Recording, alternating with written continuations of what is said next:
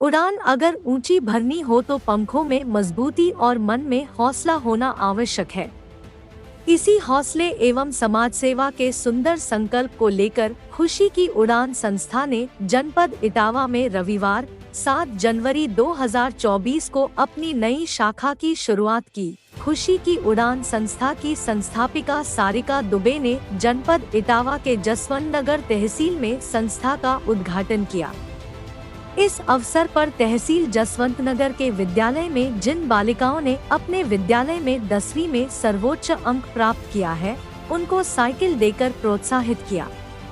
साथ ही मरीजों की सेवा के लिए मेडिकल कैंप का आयोजन किया।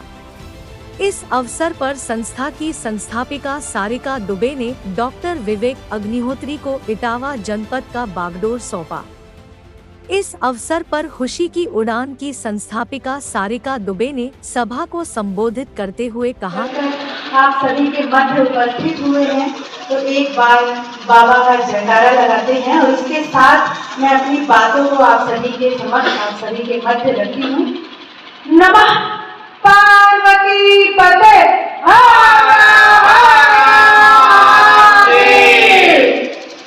धन्यवाद।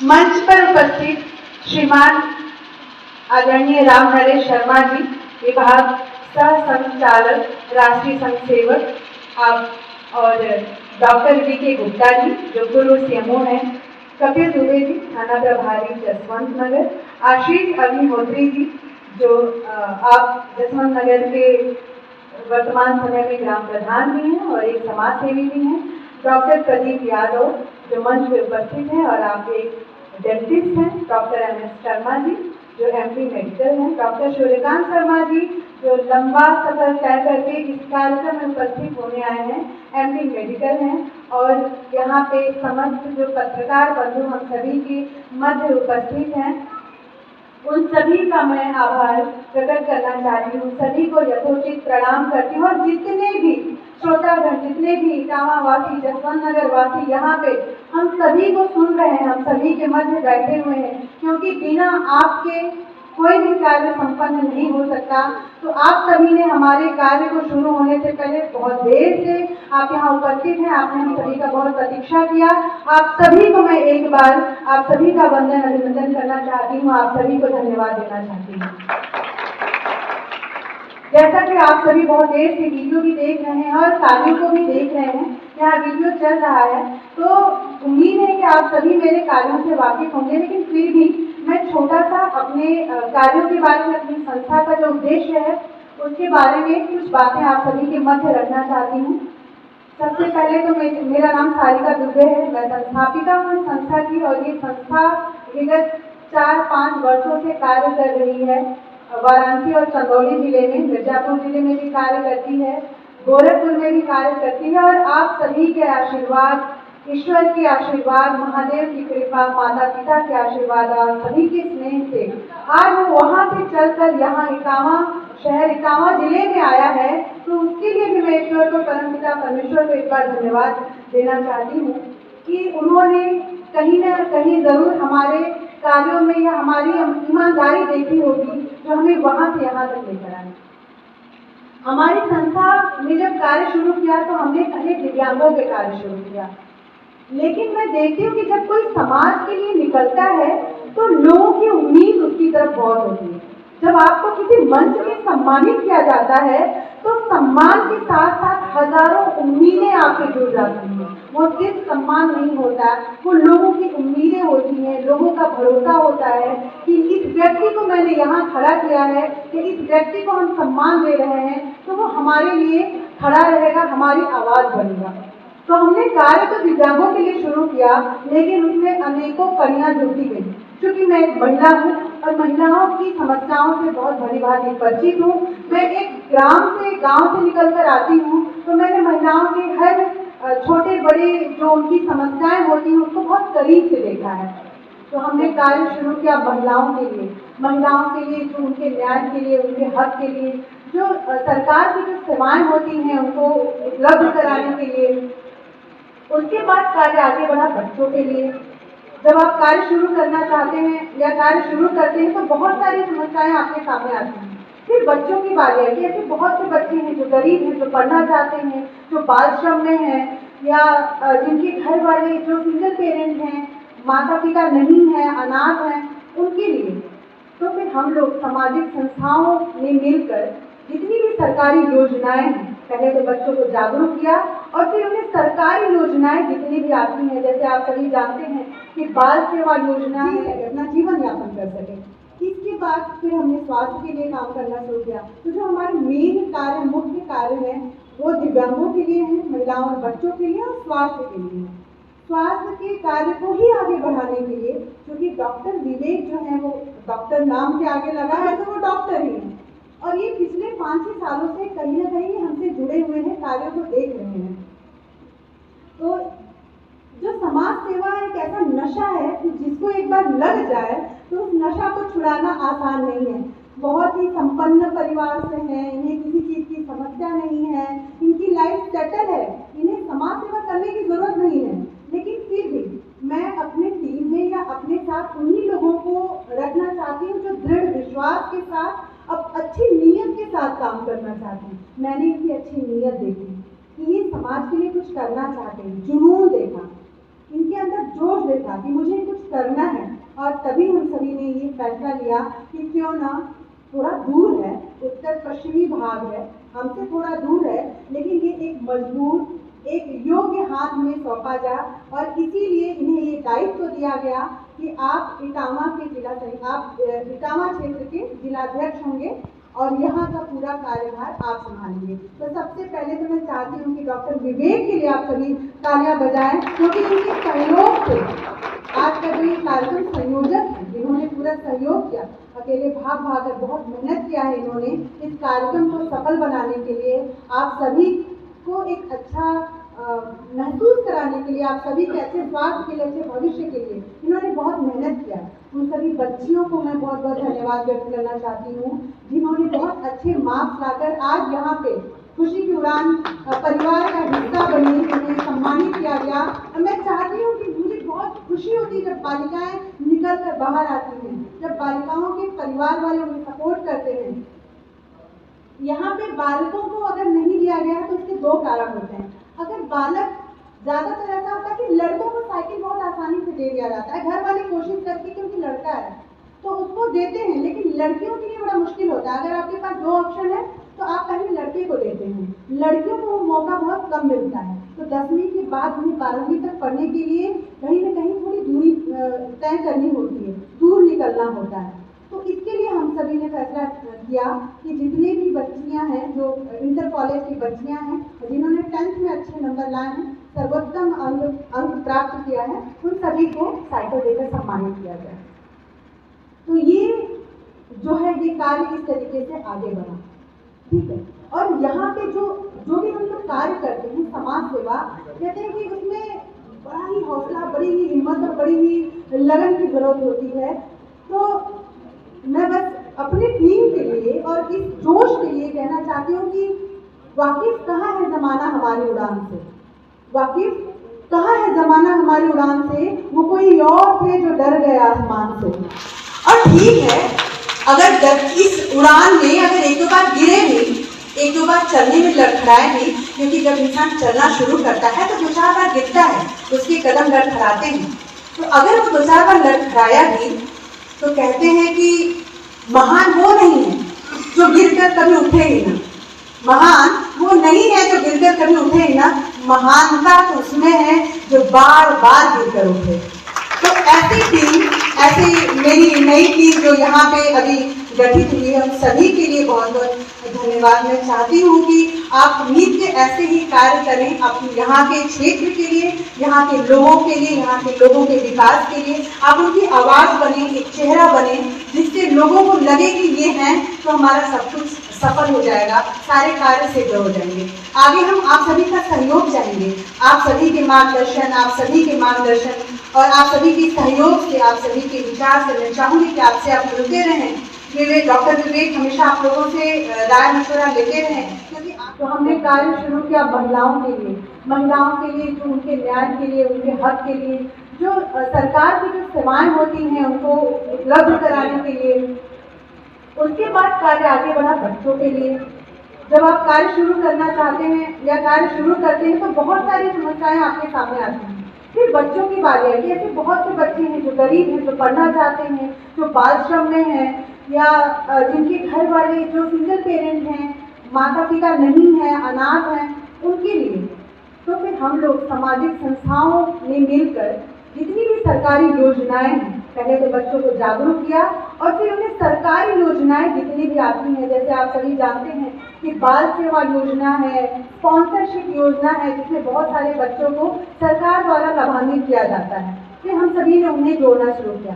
दिव्यांगों के लिए हम क्या करते हैं कि जो दिव्यांग ट्राईसाइकिल चलाते हैं, जैसा आपने वीडियो में थोड़ी देर पहले देखा था, ये मैंने आज से मुझे लग रहा है 7 साल पहले मैंने शुरू किया था, जब मैं देख रही थी कि एक दिव्यांग पति, बारिश का मौसम था, वो ट्राईसाइकिल चला रहे थे और उनकी पत्नी, क्योंकि वो सही सामान्य महिला थी, तो वो उनके साथ साथ छाता लेकर उन्हें कवर करके ढक कर उस बारिश में चल रही थी।